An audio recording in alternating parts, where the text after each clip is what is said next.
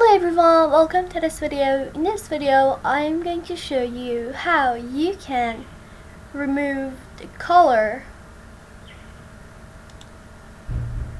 when you use airbrush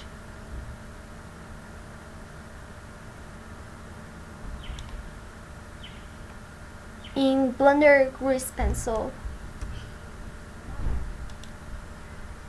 So to fix it, go to Object Data Properties and lower down the opacity. 0.999 is fine. And this is it. Thanks for watching this video. Goodbye.